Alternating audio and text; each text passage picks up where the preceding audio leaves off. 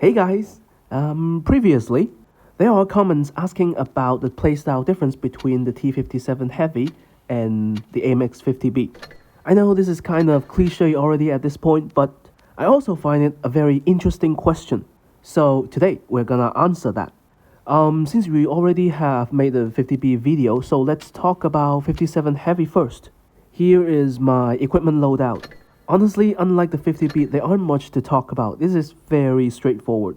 The only thing I want to mention is the choice between V-stabs and refined gun. On the 50B, I chose V-stabs because I want to minimize my dispersion values during snapshots. This tank has no armor. The shorter it takes for me to aim, the less chance I'm gonna take shots. But on the 57 Heavy, I kinda do have armor, which means I have more time to aim. And I'll be honest, even if I don't, I'll just load the gold. That heat pen is phenomenal. So that's why. Now, playstyle. I always consider autoloaders in this game are one of the most educational tanks to play. Not only inside the game, but also in real life. What do I mean by that? Well, because they reminds me of our male loving experience. Or I should say, dating experience. Let's take 50B as an example. If you ask me, that's basically a playboy. You scan the battlefield, you analyze different opponents, you find a gap, and then you shoot your shots. I mean, isn't that just a typical Friday night experience for the playboys? You shoot your shots, if it doesn't work, go to another one, pick another girl. Right? That's just 50B. You do not want to get attached to a single target or a single flank. If this flank doesn't work, you just relocate. Now, 57 Heavy on the other hand, it's slightly different. He's always lurking around the corner. He doesn't change his target, doesn't change his flank. He just calculates the timing and then shoot his shots. That sounds way more loyal than 50B, right? So, to summarize them, the AMX50B is a playboy and the 57 Heavy is a loyal man. Now we can go into the game to show you what exactly do I mean. First, let's analyze the matchmaking. As you can see, the overwhelming number of heavy tanks and TDs basically indicates that they are not going to the medium flank. However, the heavy tanks are fast, 113, 50B. Ours, on the other hand, are slow, which means the first half of the game, we are going to be passive. Now, here is where I come in.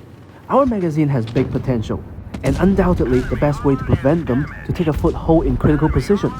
That's why in here, I'm willing to take the risks. I poked out of cover. I do as much damage to the enemy fast heavy tanks as possible. Hopefully, I can buy some time for my teammates.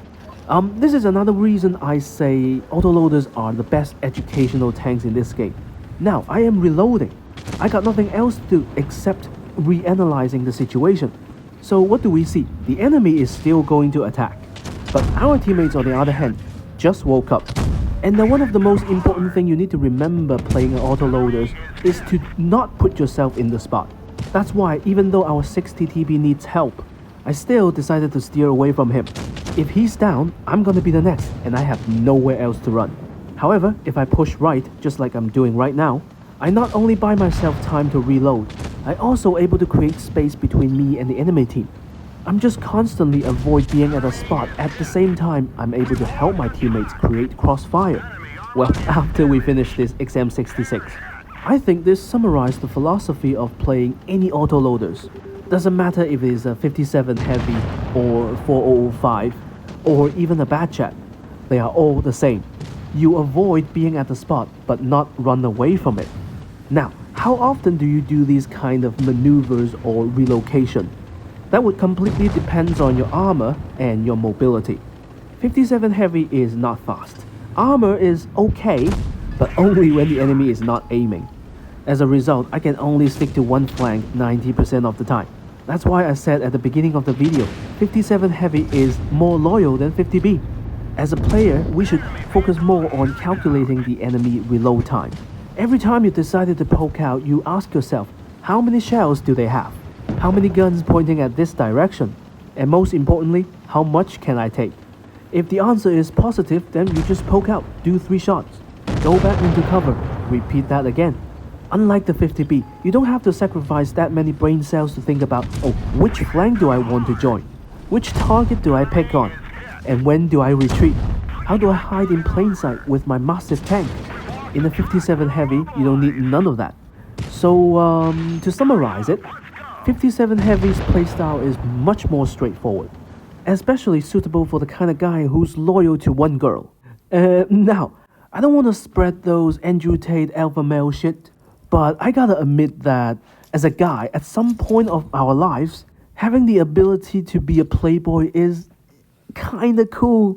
The difference is you have the ability to choose who you want to be, and that is where the M6 Yo comes in. However, we're going to talk about that in the next video. Today, the comparison between 57 Heavy and 50B is our topic. So, what's the difference, you might ask? Well, 50B doesn't have a choice. He has to be the playboy. Just like in this game, same thing, we don't have many fast tanks, so going to the medium flank is not much of an option. In city, in such a compact area, what do? Answer is, we plant landmines. How do we plant them? We be a TD. That's why at first I decided to stay at this corner. In my opinion, one of the most charming feature of the 50B is you really don't belong in any category. You're not a heavy tank, you are obviously not a medium tank, you're not a TD. But at the same time, you can be any one of them at any moment if you see fit. I mean, it's just like those LGBT gender thing going on right now. It's a spectrum. Right now, I identify as a TD. You gotta understand that the sole purpose of the 50B is to do damage. Doesn't matter how. So when I play the 50B, I always ignore what the teammates tell me to do, because most of the things they said are from their point of view. They might consider you selfish, but the true selfish is you fail to do what you designed to do, which is damage. Now, back to the topic. I said 50B's playstyle is like a playboy. How so? Well, during this game, I was constantly analyzing the situation. Which flank do I go? The reason why I didn't go to the medium flank or go out and chase the 113, because there are TDs at the rail guarding them. Also, another BZ-75 at the middle. I never eliminate those options, even though in this game, it forces me to be a proper heavy. The most dangerous place is actually the safest. We already have established the fundamental difference between 57 Heavy and 50B. It's time to go back to the basic. You guys remember what I said? The philosophy of playing autoloaders is to avoid being the focal point. That requires you to constantly look at what your teammates are doing. Simply put, if you're left behind, you're gonna be the focal point, because there's just no one else to shoot at. So, in this case, teammates are obviously going back to defend. And I agree with them. Pushing a full health Chinese TD at this point, with only half of our health left, it's not wise. However, as you can also see, our teammates are all very low on hit points. We are the only one kinda healthy. So, I don't want to lose any hit points at the moment. I still haven't forget about the WZ-TD lurking behind. And this is another thing I mentioned in previous videos. Playing the 50B, you need to plan the future. As a result, in order to avoid any kind of damage, I steer a little bit on the right, so that I can avoid the WZ-TD's gun line. And once I'm not spotted anymore, I drive in. After we clear this guy, we retreat back to cover. We have a rough idea where the WZ-TD is, but at the same time, I cannot eliminate the possibility that he just drives in, through the middle. So I want to remain at the current position. There are so many buildings around me. If the WZ-TD decided to drive in, he doesn't have a turret, so I can have places to maneuver. But our 113 is just a little bit not cautious enough. Good thing is, the WZ-TD is at the same spot. We can just drive in and clip him. At this point, you gotta say that the reactive armor consumable is a better choice. And I have to say, I agree. But the reason I chose speed boost, it's completely personal. I always have the urge to do something that is too aggressive to do. And deliberately not choosing the reactive armor is just my last resort to prevent myself doing anything stupid. For normal players, definitely reactive armor. So, are you guys clear now? The playstyles difference between 57 Heavy and 50B. I hope you guys like my metaphor. And yeah, this is the video. I hope you guys like it, and love you. Bye bye.